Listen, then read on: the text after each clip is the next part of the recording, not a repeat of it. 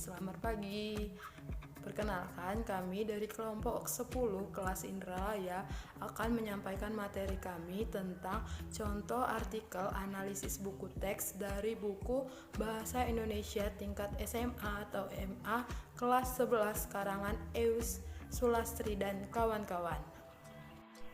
Adapun anggota kelompok kami, yang pertama saya sendiri, Jenita Triningsih BR Turnip sebagai moderator, yang kedua Khadijah Nur Hikmah, dan yang ketiga Silvira Sanjaya, yang keempat Silvia Kiranti, yang kelima Yeni Utari. Baiklah, langsung saja materi yang pertama akan dipaparkan oleh Saudari Khadijah. Kepada Saudari Khadijah saya persilahkan. Halo semua, saya Khadijah Nur Hikmah. Saya akan memaparkan mengenai identitas buku yang telah dianalisis. Buku yang telah dianalisis berjudul Bahasa dan Sastra Indonesia untuk Sekolah Menengah Atas atau Madrasah Aliyah kelas 11, Program Ilmu Alam dan Ilmu Sosial. Buku ini dikarang oleh Eus Sulastri, Michelle Karatim, Florentina Sriwaluyani, dan Margareta Suharti. Buku ini diterbitkan pada tahun 2008 oleh Pusat Perbukuan Departemen Pendidikan Nasional di Jakarta.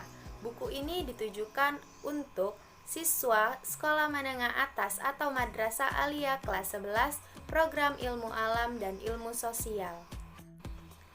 Adapun hal yang melatar belakangi analisis buku teks ini, yaitu dalam proses belajar mengajar, buku teks dapat menjadi referensi utama ataupun referensi tambahan bagi pengajar ataupun siswa. Buku teks yang baik memiliki kriteria atau standar tertentu seperti kerelevansian buku tersebut terhadap kurikulum. Pada analisis ini, adapun analisis mendalam pada bab 9 mengenai diskusi.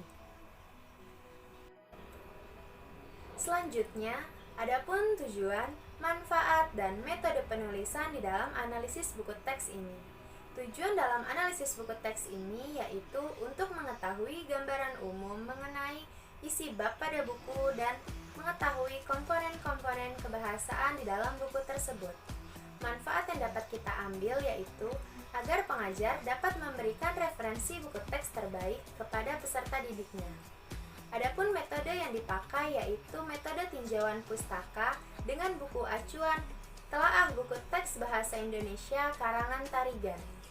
Sekian dari saya kembalikan ke moderator. Terima kasih kepada Saudari Khadijah atas pemaparan materinya. Materi yang selanjutnya akan disampaikan oleh Saudari Silvira. Kepada Saudari Silvira saya persilahkan.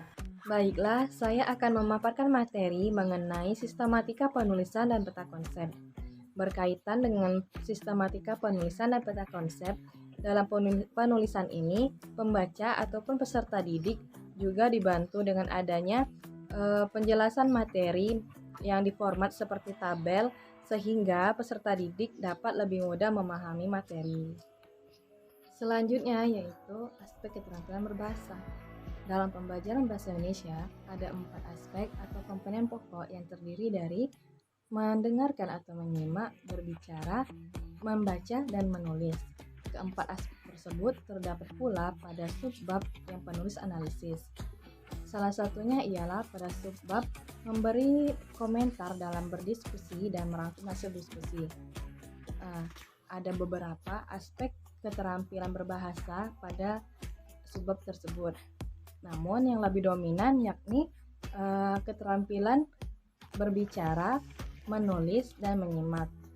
Selanjutnya yaitu buku teks. Buku teks merupakan buku pelajaran atau buku acuan wajib yang dipakai di sekolah yang memuat materi pembelajaran untuk peserta didik. Menurut Buckingham tahun 1958 pada halaman 1523, buku teks adalah sarana belajar yang biasa digunakan di sekolah-sekolah dan di perguruan tinggi untuk menunjang suatu program pengajaran. Selanjutnya yaitu buku teks. Buku teks yang baik harus memenuhi kriteria yang telah ditetapkan, seperti yang diungkapkan oleh Green dan Petty dalam Tarigan pada tahun 1986 halaman 86, yaitu sudut pandang. Yang kedua, kejelasan konsep yang digunakan harus jelas, relevan dengan kurikulum, buku yang akan dibuat harus sama dengan kurikulum yang dipakai. Menarik minat baca siswa, menumbuhkan motivasi siswa, menstimulasi atau mendorong aktivitas siswa untuk lebih giat belajar atau membaca. Ilustratif atau penjelasan materi tersebut harus jelas dan komunikatif atau bahasa yang digunakan harus lebih mudah dipahami. Dari kriteria-kriteria tersebut, penulis melakukan penelaahan atau penganalisisan terhadap salah satu bab dari buku Sekolah Elektronik yang ditulis oleh Ewis Sulastri dan kawan-kawan. Bab yang penulis analisis bertema diskusi. Dalam bab tersebut terdiri atas beberapa kompetensi dasar, yaitu menulis karya ilmiah berupa laporan penelitian, memberikan komentar dalam diskusi, merangkum hasil diskusi, dan tentang frasa. Terima kasih kepada Saudari Silvira atas pemaparan materinya. Materi yang selanjutnya akan disampaikan oleh Saudari Silvia. Kepada Saudari Silvia, saya persilahkan. Terima kasih, moderator. Di sini saya Silvia Kiranti akan menyampaikan materi tentang aspek isi buku yang ada 5 keterampilan. Yang pertama, keterampilan mendengarkan. Yang kedua, keterampilan berbicara. Yang ketiga, keterampilan membaca. Yang keempat, keterampilan menulis. Dan yang kelima, kebahasaan. Relevansi dengan kurikulum. Penulisan buku teks tidak lepas dari kurikulum karena penulisan buku teks memang mengacu pada kurikulum. Menurut Kerrigan, dalam Telah Buku Teks Bahasa Indonesia tahun 1986, halaman 66 menyatakan, keeratan hubungan buku teks dan kurikulum dapat diumpamakan, digambarkan, atau dimainkan. Nah, berdasarkan relevansinya dengan kurikulum, bab penulis analisis nampak poin-poin standar kompetensi yang sesuai dengan kurikulum, namun ada juga yang tidak sesuai. Adapun poin-poin standar kompetensi yang dijadikan sub-sub materi dalam buku. Yang pertama, menulis karya ilmiah berupa laporan penelitian. Yang kedua, memberi komentar dalam diskusi. Yang ketiga, merangkum hasil diskusi. Dan yang keempat, frasa. Yang pertama, aspek keterampilan mendengarkan. Standar kompetensi dasar memahami informasi dari diskusi dan dialog, merangkum informasi dari berbagai sumber dalam suatu diskusi, terus membedakan informasi dan pendapat dari dialog. Nah, di dalam buku teks standar kompetensi aspek keterampilan mendengarkan ini memiliki kesesuaian dengan buku teks, yaitu merangkum hasil diskusi. Namun, sebenarnya kompetensi dasar yang tertulis di kurikulum yaitu merangkum informasi dari berbagai sumber dalam suatu diskusi. Ada sedikit perbedaan. Buku teks di halaman 112 mengarahkan rangkuman diskusi lebih khusus, yaitu berupa notulen rapat. Nah, sedangkan dalam kurikulum lebih umum, yaitu merangkum informasi dari berbagai sumber selama diskusi. Selain itu, di aspek keterampilan ini ada kompetensi yang tertulis di dalam kurikulum, namun di buku teks tidak. Kompetensi dasar membedakan informasi dan pendapat dari dialog. Padahal, kompetensi dasar tersebut sangat penting sekali, yaitu mengenai apakah suatu teori yang digunakan itu merupakan data yang valid berupa data atau informasi, ataukah hanya berupa pendapat saja yang berupa teruji kebenarannya. Yang kedua, aspek keterampilan berbicara. Standar kompetensi dasar berbicara yang pertama, mengungkapkan pikiran dan informasi melalui kegiatan presentasi hasil penelitian, berdiskusi atau seminar, atau berdebat dan melaporkan hasil penelitian secara lisan. Yang kedua, mengajukan pertanyaan atau tanggapan dalam diskusi seminar. Yang ketiga, mengidentifikasi argumen dalam berdebat. Nah, poin pertama, kompetensi dasar yang tertulis di kurikulum tersebut memiliki aspek kemampuan berbicara, yaitu melaporkan hasil penelitian secara lisan. Di bab yang penulis analisis tidak ada pemaparan secara langsung. Namun di halaman 111 di sana ada kolom tugas berupa tugas kelompok, yaitu instruksi untuk mempresentasikan laporan penelitian. Yang poin kedua, kompetensi dasar mengajukan pertanyaan atau tanggapan dalam diskusi atau seminar. Di dalam bab penulis hanya berupa memberi komentar dalam diskusi, tidak ada mengajukan pertanyaan di dalam diskusi. Poin ketiga, kompetensi dasar yaitu mengidentifikasi argumen dalam berdebat. Penulis tidak menemukan kompetensi tersebut di dalam bab yang penulis analisis. Yang ketiga, aspek keterampilan membaca. Standar kompetensi dasar membaca yang pertama, memahami ragam wacana tulis dengan membaca cepat, membaca intensif dan ekstensif, menemukan isi atau intisari berbagai ragam teks bacaan dengan membaca cepat. Yang kedua, merangkum isi berbagai ragam teks bacaan dengan membaca intensif. Yang ketiga, menceritakan kembali isi berbagai ragam teks tersebut dengan bacanya intensif. Aspek keterampilan membaca di dalam kurikulum ini memiliki poin seperti terlihat dasar, namun di bab tersebut sang penulis tidak menampaknya memberikan aspek keterampilan tersebut sama sekali. Nah, bab 9 hanya memang 10 besar pantas saja mengapa tidak jumlah dalam tersebut, ternyata memang mereka juga kompetensi khusus yang tidak dimasukkan oleh penulis buku. Baiklah, itu saja materi dari saya kembalikan ke moderator. Terima kasih Saudari Sylvia atas materi yang disampaikan. Materi selanjutnya akan dipaparkan oleh Saudari Yeni. Baiklah, materi selanjutnya aspek keterampilan menulis. Standar kompetensi. Kompetensi dasar menulis. 1. Mengungkapkan informasi dalam bentuk ringkasan atau rangkuman, notulen rapat, dan karya ilmiah. Kemudian menyusun ringkasan isi artikel yang dimuat dalam media massa. 2. Menyusun rangkuman diskusi panel.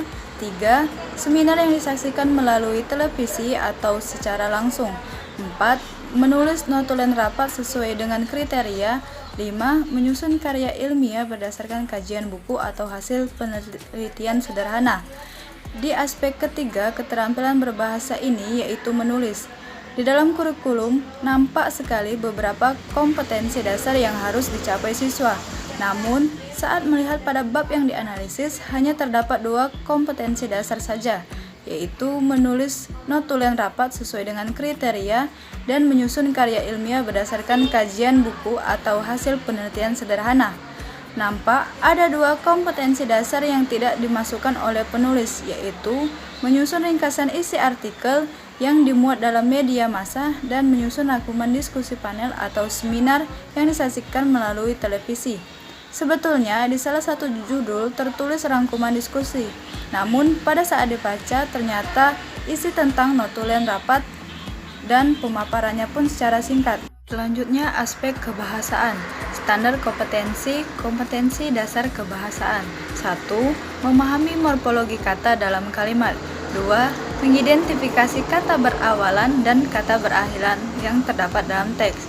3. Menganalisis kata berkonfiks yang terdapat dalam teks. 4. Mengelompokkan kata majemuk yang terdapat dalam teks. Mengenai aspek kebahasaan ini, terdapat 3 kompetensi dasar. Namun, di dalam bab yang dianalisis, aspek kebahasaan yang dimunculkan oleh penulis BSE ialah tentang frasa. Halaman 112. Terlihat sekali ada ketidaksesuaian antara kurikulum dengan apa yang ditulis oleh penulis BSE. Selanjutnya adalah kejelasan konsep. Menurut Tarigan, dalam telaah buku bahasa Indonesia, konsep-konsep yang digunakan dalam suatu buku teks harus jelas dan tandas. Keremang-keremangan dan kesamaran perlu dihindarkan agar siswa atau pembaca juga jelas pengertian, pemahaman, dan penangkapannya. Menurut Kamus Besar Bahasa Indonesia, konsep adalah rancangan, ide, atau pengertian yang diabstrakkan dalam peristiwa konkret. Melihat 2 penjelasan tersebut, maka konsep-konsep yang terdapat dalam buku teks memang harus jelas. Di awal bab, penulis menuliskan tentang peta konsep, namun apa yang dituliskan hanya secara umum dan materi-materi yang disampaikan pun tidak secara mendalam. Di dalam peta konsep yang dituliskan penulis di awal bab BSE, penulis hanya memaparkan beberapa instruksi, namun ada poin yang di dalam peta konsep tidak ada. Tapi di dalam pemaparan materi itu ada, yaitu pemaparan tentang frasa. Selain itu, konsep-konsep di bab ini semakin tidak jelas karena tidak adanya standar kompetensi, kompetensi dasar, dan indikator apa saja yang harus dicapai siswa.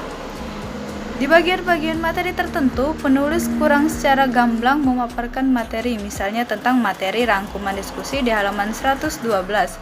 Penulis hanya memaparkan secara singkat tentang pengertian rangkuman, isian-isian yang terdapat di dalam rangkuman diskusi, Penulis tidak membeberkan definisi lebih dalam apa itu notulen diskusi atau apa itu notulis. Selain itu, penulis pun tak menjelaskan poin-poin yang berada di dalam format notulen. Hal ini bisa mengakibatkan siswa bingung bagaimana cara mengisinya. Penulis hanya menyediakan sebuah format isian notulen diskusi. Begitupun pada saat ada materi tentang penulisan karya ilmiah atau laporan penelitian. Seharusnya penulis BSE ini tidak hanya berkutat pada teori-teori pendefinisian, tapi juga harus secara rinci menunjukkan bagaimana langkah penyusunan karya ilmiah.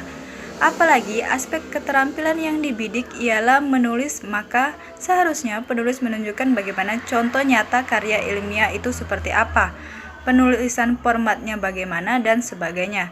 Sebetulnya, buku-buku terdahulu lebih baik dalam hal ini. Bisa dilihat contoh di buku Berbahasa dan Sastra Indonesia yang ditulis oleh Tika Hatika dan Mulyanis. Walaupun kurikulum yang dipakai masih kurikulum berbasis kompetensi. Baiklah, di sini saya akan melanjutkan materi selanjutnya, yaitu aspek kebahasaan. Bahasa yang digunakan oleh penulis di bab 9 ini sudah cukup baik dengan adanya kalimat-kalimat yang mudah dibaca oleh siswa, dan kalimatnya pun singkat-singkat. Penulis pun lebih cair dalam memperlakukan siswa. Hal ini dapat dilihat dari peta konsep yang menggunakan kata sapaan kalian, bukan Anda. Dengan diksi seperti itu, sebetulnya sangat berpengaruh bagi siswa. Misalnya, siswa merasa menjadi lebih dilibatkan dalam buku tersebut, dan seolah tidak ada batas antara penulis buku dengan siswa. Yang menjadi persoalan ialah penulis nampak kurang matang dalam mengolah data atau bahan. Salah satunya ialah pada saat penulis mendefinisikan tentang penelitian atau dalam memaparkan materi lainnya seperti rangkuman diskusi. Padahal penulis sudah memiliki gaya menulis yang bisa dicerna oleh siswa. Baiklah, saya akan melanjutkan materi yang selanjutnya mengenai aspek isi buku yang keempat, yaitu ada ilustrasi. Menurut KBBI, ilustrasi adalah suatu gambar yang berupa foto atau lukisan yang dapat membantu untuk memperjelas isi suatu buku maupun suatu karangan. Nah, walaupun sifatnya hanya sebagai tambahan, tetapi ilustrasi memiliki peranan yang cukup penting di dalam buku teks, karena dengan ilustrasi dapat menambah daya tarik seseorang untuk membaca, dikarenakan gambar-gambar atau ilustrasi yang ada di dalam buku teks tersebut. Baiklah, itu saja materi yang dapat kami sampaikan dari kelompok 10. Adapun kesimpulan yang dapat kami tarik dari presentasi kami pada hari ini, yaitu buku teks adalah sarana belajar yang dapat digunakan di sekolah maupun di perguruan tinggi untuk menunjang suatu proses pembelajaran. Di dalam penulisan buku teks bahasa Indonesia ada 4 aspek keterampilan yang tidak dapat dilepas. Yang pertama, aspek keterampilan mendengar atau menyimak. Yang kedua, aspek keterampilan berbicara. Yang ketiga, aspek keterampilan membaca. Dan yang keempat, aspek keterampilan menulis. Di dalam penganalisisan bab banyak ditemukan kekurangan, diantaranya yang pertama tidak adanya standar kompetensi, yang kedua kompetensi dasar, yang ketiga indikator apa saja yang harus dicapai siswa, dan yang keempat ketidaksesuaian topik yang ditulis di buku dengan kurikulum. Sekian presentasi dari kelompok kami. Jika ada kesalahan kami meminta maaf atas perhatiannya. Kami ucapkan terima kasih.